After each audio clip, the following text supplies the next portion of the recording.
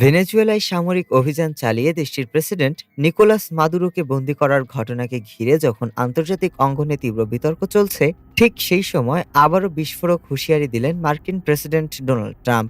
ভেনেজুয়েলার পর এবার তার নিশানায় লাতিন আমেরিকার আরও ৩ দেশ: কলম্বিয়া, মেক্সিকো ও কিউবা। এই ৩ দেশকে মাদক ব্যবসার আঁতুড়ঘর বলে মন্তব্য করেছেন ট্রাম্প। তিনি স্পষ্ট ভাষায় জানিয়েছেন, মাদক পাচার ও অবৈধ অনুপ্রবেশকারীদের প্রশ্নে যুক্তরাষ্ট্র আর কাউকেই ছাড় দেবে না। মাদক সন্ত্রাস দমনে যা কিছু প্রয়োজন তা করতেও পিছপা হবে না তার প্রশাসন। ট্রাম্পের ভাষায়, ভেনেজুয়েলার মতো পরিণতি এই দেশগুলোরও হতে পারে। বিশেষ করে কলম্বিয়ার প্রেসিডেন্ট গুস্তাভো পেত্রোকে সরাসরি হুমকি দেন ডোনাল্ড ট্রাম্প।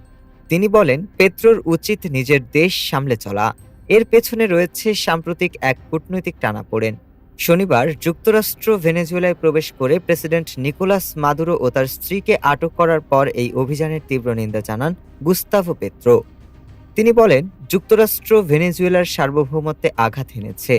এর ফলে লাতিন আমেরিকা জুড়ে মানবিক সংকট তৈরি হতে পারে বলেও সতর্ক করেন তিনি। মাদুরোর সঙ্গে পেত্রোর সম্পর্ক বরাবরই ভালো বলে পরিচিত, যদিও মাদুরোর নাম সরাসরি উল্লেখ না করেই তিনি এই সমালোচনা করেন। এর পরপরই পেত্রোকে লক্ষ্য করে পাল্টা আক্রমণ করেন ডোনাল্ড ট্রাম্প। সাংবাদিকদের সঙ্গে আলাপকালে তিনি বলেন, কলম্বিয়ায় একাধিক কোকেন তৈরির কারখানা রয়েছে। আগেও তিনি এই কথা বলেছেন, আবারও বলছেন। কলম্বিয়ায় মাদক উৎপাদন করে যুক্তরাষ্ট্রে পাঠানো হচ্ছে। ট্রাম্পের ভাষায়, পেত্রোর উচিত আগে নিজের দেশের দিকেই নজর দেওয়া।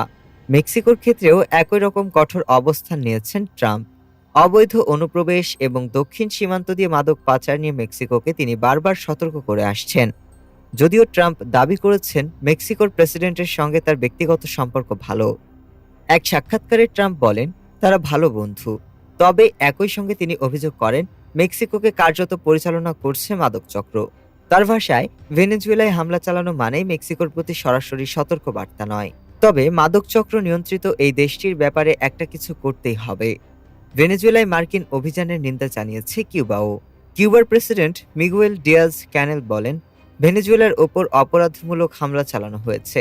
তিনি আন্তর্জাতিক সম্প্রদায়কে এর বিরুদ্ধে সোচ্চার হওয়ার আহ্বান জানান। এর জবাবে কিউবার দিকেও হুঁশিয়ারি ছুড়ে দেন ট্রাম্প। তিনি বলেন, মিগুয়েল ডিয়াজ ক্যানেল একজন ব্যর্থ শাসক। কিউবার পরিস্থিতি ভালো নয়। দেশটির প্রশাসনিক কাঠামো ভেঙে পড়েছে। বছরের পর বছর ধরে ব্যর্থ শাসনের কারণে কিউবার জনগণ দুর্ভোগ পোহাচ্ছে বলেও মন্তব্য করেন ট্রাম্প। তার দাবি, কিউবার মানুষকে এই পরিস্থিতি থেকে মুক্তি দিতে হবে। ভেনেজুয়েলা থেকে শুরু করে কলম্বিয়া, মেক্সিকো ও কিউবা, ট্রাম্পের এই ধারাবাহিক হুঁশিয়ারি শুধু কড়া বক্তব্য নয়। বিশ্লেষকদের মতে, এটি লাতিন আমেরিকার জন্য নতুন এক অস্থিরতার ইঙ্গিত। মাদক সন্ত্রাস দমনের নামে যুক্তরাষ্ট্র কতদূর যেতে প্রস্তুত, সে প্রশ্নই এখন নতুন করে মাথাচাড়া দিয়ে উঠেছে।